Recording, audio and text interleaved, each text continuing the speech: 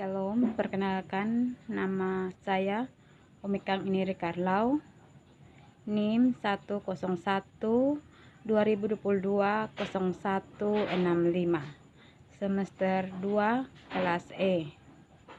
Pada kesempatan ini saya akan menjelaskan tugas pengantar teologi sistematik, dan saya mengambil 2 jurnal. Jurnal yang pertama adalah peranan guru pendidikan agama Kristen terhadap perilaku siswa-siswi, karya Lilis Ermiawati. Peranan guru pendidikan agama Kristen mempunyai peranan penting dalam membantu pertumbuhan kerohanian siswa dalam lingkungan pendidikan. Peranan guru pendidikan agama Kristen sangat dibutuhkan di sekolah, di gereja, dan di masyarakat.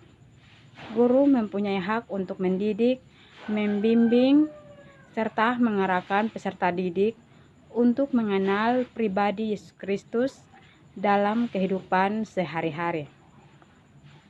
Guru pendidikan agama Kristen tidak hanya memberi ilmu kepada peserta didik, tetapi juga harus mengarahkan peserta didik dalam pertumbuhan iman Kristen. Yang kedua, faktor-faktor yang mempengaruhi perilaku siswa-siswi. Perilaku siswa-siswi pada dasarnya tidak hanya dipengaruhi oleh satu faktor saja, melainkan dipengaruhi oleh beberapa faktor. Faktor-faktor yang mempengaruhi perilaku siswa-siswi digolongkan menjadi 2 bagian. Yang pertama, faktor internal. Faktor yang mempengaruhi perilaku anak yang berupa internal. Internal artinya sebelah dalam atau bagian dalam di kalangan sendiri, dalam lingkungan sendiri. Faktor-faktor internal sebagai berikut. Ada keturunan. Dalam keturunan, lingkungan merupakan tempat pertama kalinya bagi anak di dalam keluarga. Anak menerima pendidikan pertama dari orang tuanya. Yang kedua, faktor eksternal. Faktor eksternal adalah faktor-faktor yang mempengaruhi perilaku anak yang bersifat eksternal atau yang sifatnya datang dari luar diri anak tersebut. Di antaranya sebagai berikut. Ada faktor lingkungan keluarga. Lingkungan keluarga merupakan lingkungan pertama bagi anak, tempat peletakan dasar kepribadian dan karakter anak yang akan mengalami perkembangan pada masa pertumbuhan anak. Ada juga faktor masyarakat. Lingkungan masyarakat merupakan lingkungan di mana anak berada dan memberikan pengaruh terhadap perilaku anak. Perbedaan perilaku akan nampak dari keseharian anak dalam bergaul dengan lingkungan masyarakat di sekitarnya. Yang ketiga, ada peranan guru pendidikan agama Kristen. Itu terdiri dari guru menjadi seorang penafsir iman Kristen. Gurulah yang harus menjelaskan tentang iman kepada peserta yang belum mengerti seutuhnya tentang kekristenan. Guru juga menjadi seorang gembala. Seorang guru bertanggung jawab penuh dalam menggembalakan murid-muridnya atas hidup rohani peserta didik. Seperti terdapat dalam kitab Yohanes pasal 21 ayat 15 yang berbunyi, "Gembalakanlah domba-dombaku." Sebab itu seharusnya seorang guru mengenal tiap-tiap muridnya, bukan namanya saja, melainkan latar belakang dan pribadinya masing-masing. Yang berikut, guru menjadi seorang pedoman dan pemimpin. Guru pendidikan agama Kristen tidak boleh memaksa peserta didiknya untuk mengikuti kepercayaan iman Kristen. Tapi seorang guru pendidikan agama Kristen berperan dalam membimbing anak didiknya tersebut dengan halus dan lembut. Yang berikut ada guru menjadi seorang penginjil. Guru bertanggung jawab atas penyerahan diri setiap pelayanannya kepada Yesus Kristus. Tujuan pengajarannya adalah supaya mereka sungguh-sungguh menjadi murid Yesus yang rajin dan setia.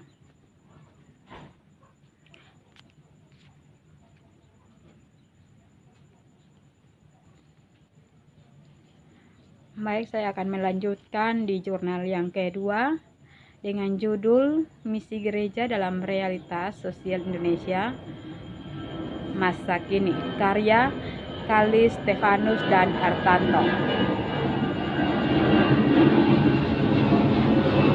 Landasan teologis misi Kristen.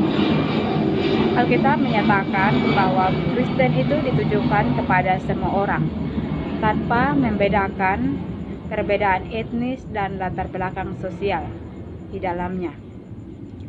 Untuk itulah Tuhan Yesus menganugerahkan umatnya kuasa untuk menjadi saksinya sampai ke ujung bumi, sebagaimana dicatat dalam salah satu kitab Injil, yaitu kitab Matius 28 ayat 29-20, adalah perintah meninggalkan melintasi batas sosial, rasial, kultural, dan geografis. Sebenarnya sangat jelas bahwa misi Tuhan adalah misi yang bersifat inklusif, artinya terbuka untuk semua orang, tanpa mengenal latar belakang apapun. Misi gereja dalam konteks Indonesia sekarang dijumpai adanya suatu krisis yang dialami gereja-gereja pada masa kini di seluruh dunia, termasuk di Indonesia. Krisis dalam misi inilah yang menurut Hartanto makin menunjukkan pentingnya suatu usaha membangun kembali paradigma misi gereja. Usaha untuk membangun kembali dan mengenal misi menjadi relevan, karena misi gereja saat ini mengalami krisis. Krisis di sini adalah suatu keadaan yang mengkhawatirkan yang dapat berakibat negatif dan merugikan gereja sendiri. Yang berikut, menurut Hartanto, gereja terperangkap di dalam sikap eksklusif dan hidup untuk dirinya saja, dengan kesibukan-kesibukan untuk kepentingan anggota-anggotanya tanpa keterlibatan yang cukup dalam bertanggung jawab sosial di mana gereja hadir di sana. Itulah yang disebut keadaan krisis.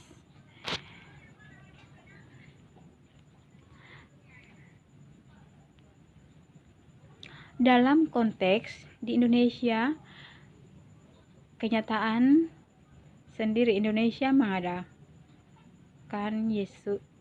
pelayanan Tuhan Yesus sendiri, menunjukkan misinya itu merangkumi seluruh aspek kehidupan manusia.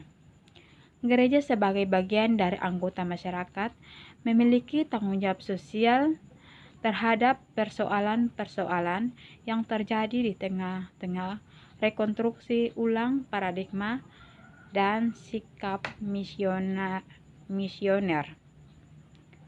Menurut Hartanto,